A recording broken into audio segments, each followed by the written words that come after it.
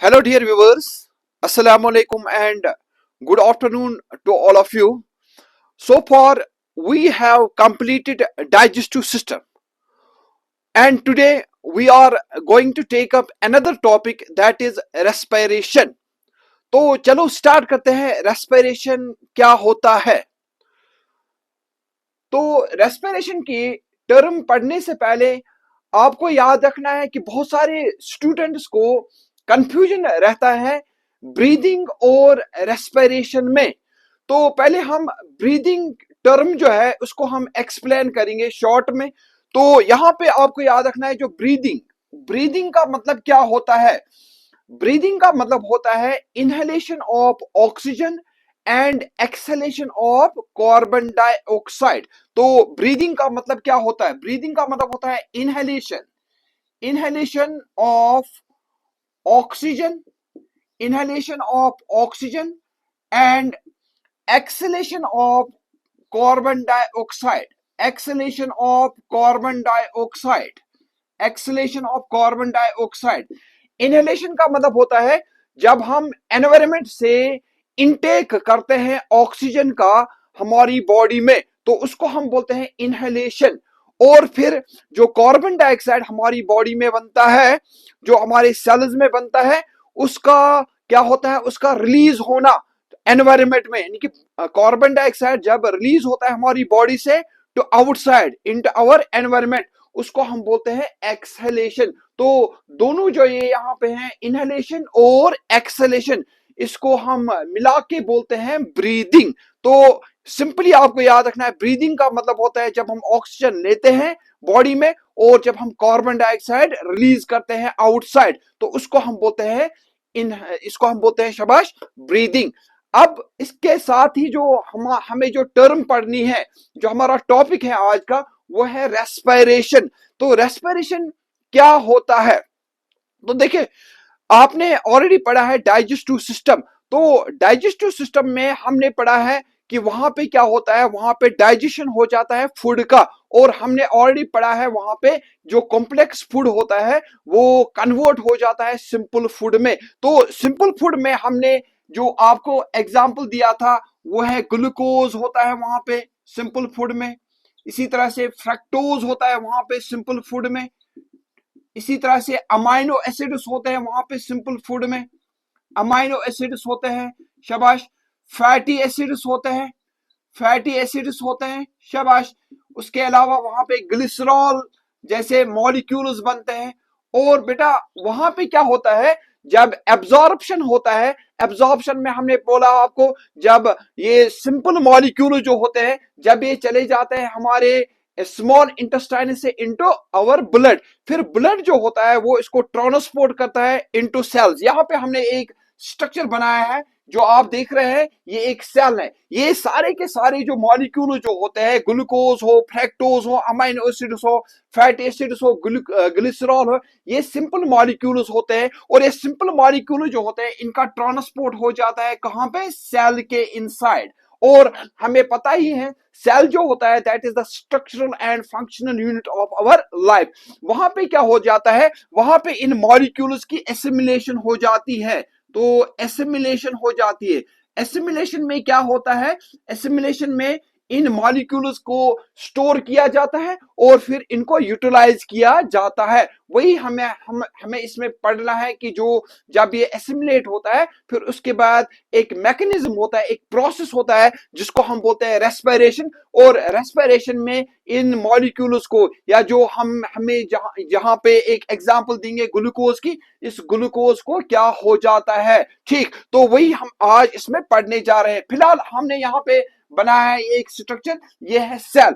और सेल जो होता है, सेल में यहाँ पे इस रेस्पिरेशन को समझने के लिए आपको दो टर्म्स याद रखनी है. सेल के इनसाइड एक फ्लूइड मटेरियल होता है जो यहाँ पे आप देख रहे हैं. ये जो फ्लूइड मटेरियल है इसको हम बोलते हैं साइटोप्लाज्म. और यहाँ पे हमने दूसरा एक स्ट्रक्चर बनाया है इनसाइड दिस साइटोप्लाज्म जिसको हम बोलते हैं माइटोकॉन्ड्रिया. तो आपको याद रखना है रेस्पिरेशन को स्टडी करने के लिए हमें साइटोप्लाज्म टर्म याद रखनी है और माइटोकॉन्ड्रिया जो टर्म है इसको याद रखना है, क्योंकि जो रेस्पिरेशन प्रोसेस जो होता है वो इन्हीं दो स्ट्रक्चर्स में कंप्लीट हो जाता है, जिसको हम बोलते हैं साइटोप्लाज्म और दूसरे को हम बोलते हैं माइटोकॉन्ड्रिया। अब हम डायरेक्ट आते हैं रेस्पिरेशन के ऊपर। रेस्पिरेशन का मतलब क्या होता है? शाबाश। रेस्पिरेशन जो होता है, यहां पे हमने बोला है, यहां पे हमने एक इक्वेशन लिखी है, ये जो आप देख रहे हैं C6H12O6, इसको हम बोलते हैं ग्लूकोज। इसको हम क्या बोलते हैं? शाबाश, इसको हम बोलते हैं ग्लूकोज। ये ग्लूकोज है, ये ग्लूकोज है, ठीक। जो ग्लूकोज होता है, यहां पे आप देख सकते हैं, ग्लूकोज जब एंटर करता है सेल में, तो इसको क्या हो जाता है? ये ब्रेक हो जाता है, इसकी ऑक्सीडेशन हो जाती है। और जब ये ऑक्सीडाइज होता है, किसके प्रेजेंस में? ऑक्सीजन के प्रेजेंस में और एंजाइम्स के प्रेजेंस में। ऑक्सीजन के प्रेजेंस में और एंजाइम के प्रेजेंस में ये वहां पे कन्वर्ट हो जाता है, किसमें? कार्बन डाइऑक्साइड में। और वहां पे वाटर बनता है और बहुत सारा एनर्जी बनता है। और एनर्जी को हमने यहां पे लिखा एटीपी। तो अब हम क्या बोलते हैं? अब हम रेस्पिरेशन की डेफिनेशन पे आते हैं।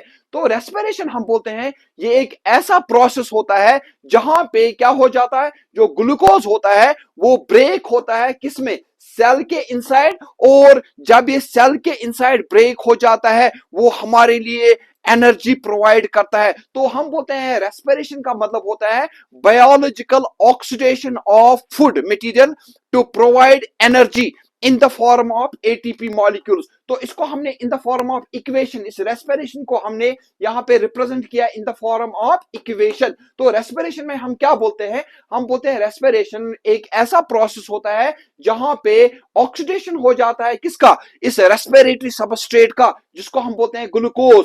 किसके प्रेजेंस में? एंजाइम्स के प्रेजेंस में। और वो हमें यहाँ पे कार्बन डाइऑक्साइड भी देता है, वाटर भी देता है और एनर्जी भी देता है इन the form of ATP molecules. उसी प्रोसेस को हम बोलते हैं रेस्पिरेशन। तो रेस्पिरेशन क्या होता है? रेस्पिरेशन होता है biological oxidation of food to provide energy to our body inside cells. तो उस टर्म को हम बोलते हैं बेटा, इस टर्म को हम बोलते हैं रेस्पिरेशन। तो हम लिखेंगे रेस्पिरेशन की डेफिनेशन।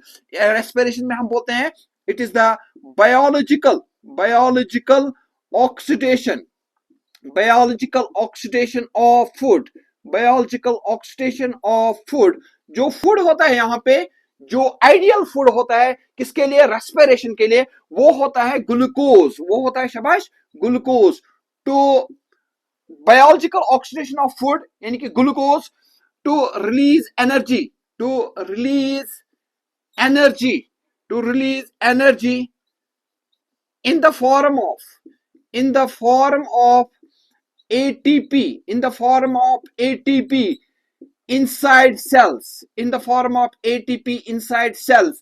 उस टर्म को हम बोलते हैं यहाँ पे रेस्पिरेशन। तो रेस्पिरेशन एक ऐसा मैकेनिज्म होता है हमारी बॉडी में जिससे हमें बहुत सारी एनर्जी मिलती है। और वो किस फॉर्म में होता है? एटीपी। तो एटीपी का मतलब क्या होता है? एटीपी का मतलब होता है यहाँ पे adenosine triphosphate, adenosine triphosphate, adenosine triphosphate. तो एटीपी हमें मिलता है और इसका फुल फॉर्म जो होता है वो होता है एडिनोसिन ट्राइफॉस्फेट। और एडिनोसिन ट्राइफॉस्फेट को हम बोलते हैं एनर्जी करेंसी ऑफ सेल। इसको हम बोलते हैं energy currency of cell. Energy currency of cell का मतलब होता है ये जो भी एनर्जी हमारी बॉडी के लिए चाहिए, हमारी सेल्स के लिए चाहिए, वो कौन हमें देता है? वो हमें देता है later on ATP molecules. For example, हम कोई काम करते हैं, हम कोई स्पीच देते हैं, हम कोई भी एक्सरसाइज करते हैं, ठीक है, इसके लिए हमें कौन एनर्जी प्रोवाइड करता रहता है? इसके लिए हमें यही एटीपी मॉलिक्यूल जो होता है वो एनर्जी प्रोवाइड करता रहता है। तो ये कभी कभार आपको ऑब्जेक्टिव आ सकता है, which of the following molecule is called as energy currency of cell? तो वो होता है एटीपी मॉलिक्यूल। तो एटीपी मॉलिक्यूल अब कहां पे बनता है? ये सेल्स में बनता है और यही फिर क्या हो जाता है? वही हमें एनर्जी देता रहता है फॉर आवर बेसिक एक्टिविटीज। जो भी हम हमारी बॉडी काम करते हैं उसके लिए एटीपी ही एनर्जी देता है। अब देखिए, आपको याद रखना है, जो ये रेस्पिरेशन होता है, रेस्पिरेशन में हम बोलते हैं कभी कभार क्या इसमें ऑक्सीजन इन्वॉल्व होता है कि नहीं होता है? क्या रेस्पिरेशन में ऑक्सीजन इन्वॉल्व होता है कि नहीं होता है, उस बेसिस पे हम बोलते हैं जो रेस्पिरेशन होता है ये टू टाइप्स का होता है। एक को हम बोलते हैं anaerobic respiration, anaerobic respiration, anaerobic respiration, और जो सेकंड टाइप जो होता है इसका, उसको हम बोलते हैं aerobic respiration, aerobic respiration. So you have to remember here, respiration is of two types, anaerobic respiration and aerobic respiration. तो यहां पे देखिए, रेस्पिरेशन में कभी कभार ऑक्सीजन इन्वॉल्व भी होता है और कभी कभार ऑक्सीजन इन्वॉल्व नहीं भी होता है।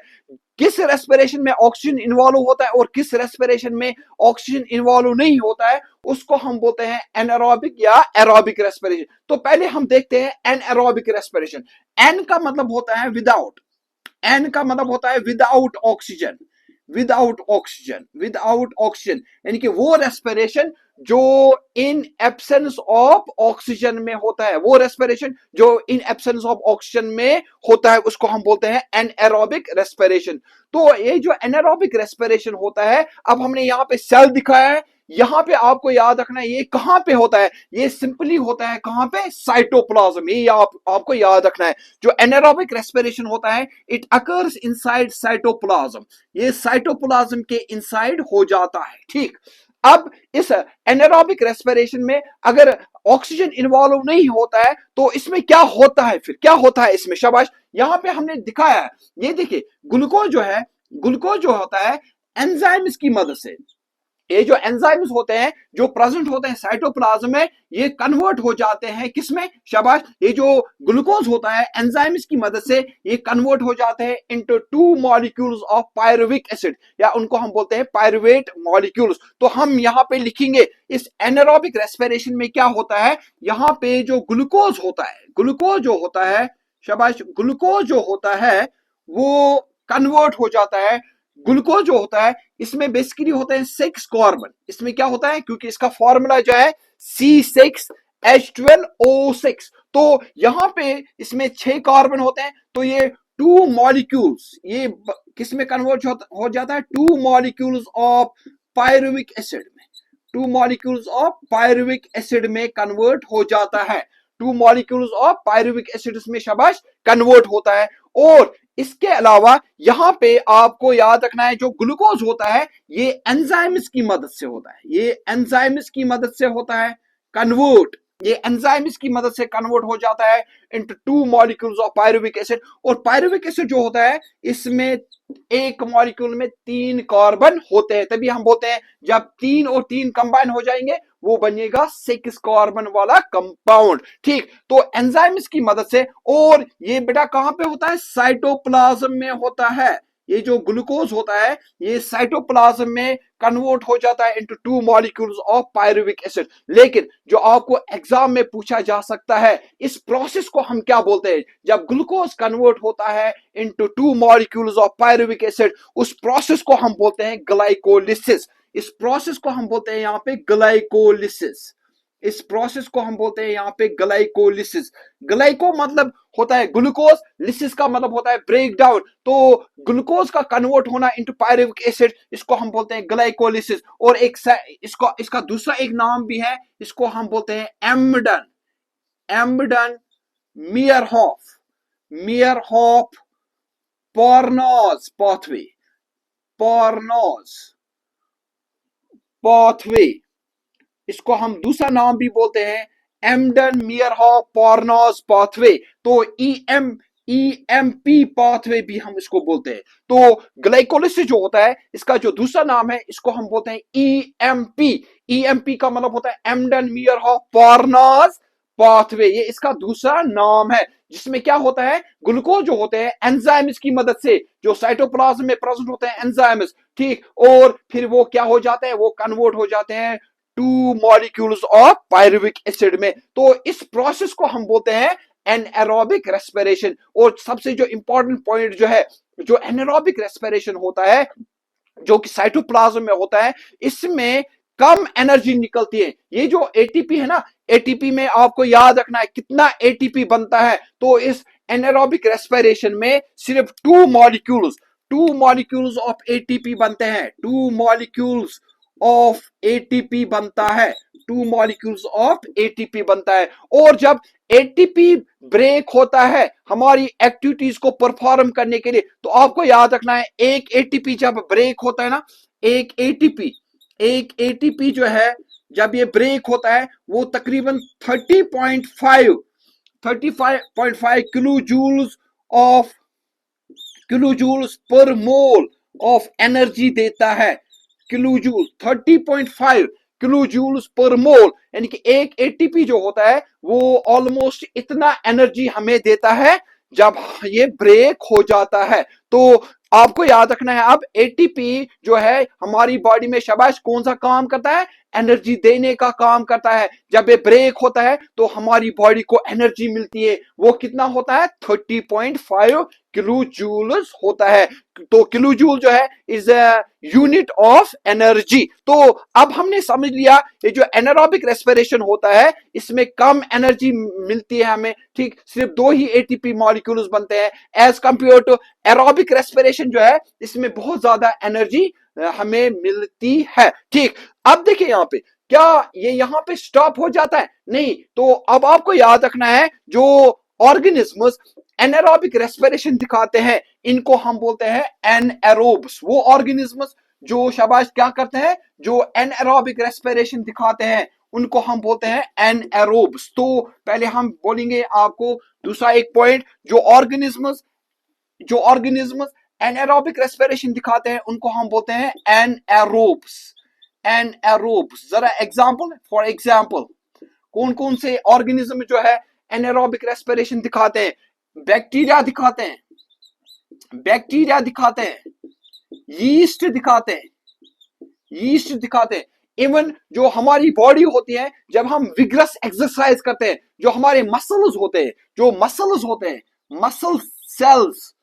मसल सेल्स में भी ये क्या हो जाता है, ये एनारोबिक रेस्पिरेशन जो होता है वो परफॉर्म होता है ड्यूरिंग विगरस एक्सरसाइज। इसी तरह से जो क्या होते हैं एंडोपैरासाइट्स जो होते हैं, एंडोपैरासाइट जो हमारी बॉडी में होते हैं, जैसे फॉर एग्जांपल एस्कैरिस होता है, ठीक, टेपवर्म जो होता है, ठीक, वो ऐसा प्रोसेस दिखाता है और जिनको हम बोलते हैं शाबाश, जिनको हम बोलते हैं एनएरोब्स। ठीक, अब देखिए यहां पे क्या, यहां पे जो एनारोबिक रेस्पिरेशन जो है पायरुवेट्स के साथ ही ये यहाँ पे खत्म हो जाता है? नहीं। देखिए कभी कभार क्या हो जाता है, यहाँ पे देखिए ग्लूकोज जो है, ये यहाँ पे हम दिखाएंगे, ग्लूकोज जो है ये कन्वर्ट हो जाता है by this anaerobic respiration into pyruvic acids या पायरुवेट्स में। अब हम बोलते हैं बहुत सारे जो ऑर्गेनिज्म जो होते हैं जिनको हम बोलते हैं एनएरोब्स, ठीक, ये क्या करते हैं, ये उसको यूटिलाइज करते हैं। फॉर एग्जांपल एक ऑर्गेनिज्म जो है जिसको हम बोलते हैं यीस्ट, जो अभी हमने ऊपर लिखा, यीस्ट जो होता है, ठीक, यीस्ट जो होता है इसमें एक एंजाइम होता है जिसको हम बोलते हैं जाइमेज। ये क्या करता है, इस पायरुविक एसिड को इथेनॉल में कन्वर्ट करता है, ये कन्वर्ट करता है इसको इथेनॉल में प्लस कार्बन डाइऑक्साइड में। तो इसका मतलब होता है जो इथेनॉल बनता है, अल्कोहल जो बनता है, जो ड्रिंकिंग अल्कोहल होता है जिसको हम बोलते हैं इथेनॉल, वो इसी प्रोसेस से, इसी एनएरोबिक रेस्पिरेशन की मदद से, यीस्ट की मदद से, जिनमें प्रेजेंट होता है शाबाश जाइमेज एंजाइम, वो इस शुगर को, इस ग्लूकोज को पहले कन्वर्ट करते हैं इनटू पायरुवेट्स, फिर वो इसको कन्वर्ट करते हैं इनटू अल्कोहल जिसको हम बोलते हैं ड्रिंकिंग अल्कोहल भी या इथेनॉल भी। इस प्रोसेस को हम बोलते हैं शाबाश इथेनॉल फर्मेंटेशन। इस प्रोसेस को हम बोलते हैं इथेनॉल फर्मेंटेशन। तो इथेनॉल फर्मेंटेशन वो प्रोसेस होता है जहां पे क्या होता है, जहां पे जो यीस्ट होता है वो ग्लूकोज को कन्वर्ट करता है शाबाश किसमें, वो इसको कन्वर्ट करता है इनटू अल्कोहल जिसको हम बोलते हैं इथेनॉल, और इस प्रोसेस को हम बोलते हैं इथेनॉल फर्मेंटेशन। अब देखिए बहुत सारे ऑर्गेनिज्म्स में जो पायरुवेट्स होते हैं, जैसे ह्यूमन मसल सेल्स, यहां पे क्या होता है, यहां पे जो ये पायरुवेट्स होते हैं वो कन्वर्ट हो जाते हैं शाबाश किसमें, लैक्टिक एसिड में, वो किस में कन्वर्ट हो जाते हैं, लैक्टिक एसिड में ड्यूरिंग विग्रस, नॉर्मली नहीं होता है, लेकिन जब विग्रस एक्सरसाइज होता है, जो लोअर जो मतलब जो लेग्स होते हैं, इनमें जो मसल्स होते हैं, जब हम बहुत सारा दौड़ते हैं, ठीक है, उस वक्त डिफिशिएंसी हो जाती है लोअर बॉडी पार्ट्स में ऑक्सीजन की, तो उस वक्त क्या हो जाता है, वहां पे मसल सेल जो होते हैं, वहां पे एरोबिक रेस्पिरेशन नहीं होता है, उसमें एनारोबिक रेस्पिरेशन होता है, और वहां पे जो पायरुवेट्स होते हैं मसल सेल्स में, वो लैक्टिक एसिड में कन्वर्ट हो जाते हैं। ठीक, लैक्टिक एसिड जो होता है इसमें 3 कार्बन होते हैं और इथेनॉल में 2 कार्बन होते हैं, 2 कार्बन प्लस 1 कार्बन हो गया शाबाश 3 कार्बन। तो लैक्टिक एसिड के 2 मॉलिक्यूल्स बन जाते हैं, लैक्टिक एसिड सॉरी जो पायरुवेट्स होते हैं वो लैक्टिक एसिड में कन्वर्ट हो जाता है, और इस प्रोसेस को हम बोलते हैं लैक्टिक एसिड फर्मेंटेशन, इसको हम बोलते हैं लैक्टिक एसिड फर्मेंटेशन, इस प्रोसेस को हम बोलते हैं लैक्टिक एसिड फर्मेंटेशन। तो लैक्टिक एसिड फर्मेंटेशन ये किस में होता है शाबाश, ये होता है एक तो मसल सेल जो होते हैं हमारी बॉडी में, ठीक, उसमें भी होता है, जो बैक्टीरिया होते हैं उनमें भी लैक्टिक एसिड फर्मेंटेशन होता है, जो एस्कैरिस वगैरह जो होता है उनमें भी क्या होता है, लैक्टिक एसिड फर्मेंटेशन। तो हम बोलते हैं अब क्या होता है, एनारोबिक रेस्पिरेशन, वो प्रोसेस जहां पे क्या होता है, जो ग्लूकोज होता है वो सिर्फ कन्वर्ट हो जाता है पायरुवेट्स में, और फिर पायरुवेट जो होते हैं वो कन्वर्ट हो सकते हैं आइदर इनटू इथेनॉल, या वो कन्वर्ट हो सकते हैं इनटू दिस लैक्टिक एसिड। और सबसे जो इंपॉर्टेंट पॉइंट याद रखना है आपको, एनारोबिक रेस्पिरेशन में सिर्फ 2 ही मॉलिक्यूल्स बनते हैं, किसके, एटीपी के, और एटीपी को हम क्या बोलते हैं, energy currency of cell, and ATP को हम बोलते हैं एनर्जी। अब आपको याद रखना है जो रेस्पिरेशन प्रोसेस जो होता है वो कहां पे होता है, वो सेल के इनसाइड होता है। क्या ये दोनों इस साइटोप्लाज्म में होता है और माइटोकॉन्ड्रिया में होता है, वो डिपेंड करता है ये कौन सा रेस्पिरेशन होता है, ये एनारोबिक रेस्पिरेशन है कि एरोबिक रेस्पिरेशन है। ठीक, तो ये था किसके बारे में, ये था इस एनारोबिक रेस्पिरेशन के बारे में। और लास्ट पॉइंट में आपको यहां पे बोलता हूं, कभी कभार ये ऑब्जेक्टिव भी आ सकता है, जो एनारोबिक रेस्पिरेशन जो है, एनारोबिक रेस्पिरेशन को हम दूसरा नाम बोलते हैं फर्मेंटेशन भी। तो एनारोबिक रेस्पिरेशन को हम दूसरा नाम बोलेंगे फर्मेंटेशन भी, क्योंकि इसमें या तो बनता है शाबाश, इसमें बन सकता है इथेनॉल, ठीक, या इसमें बन सकता है lactic acid. Hope you got it, thanks.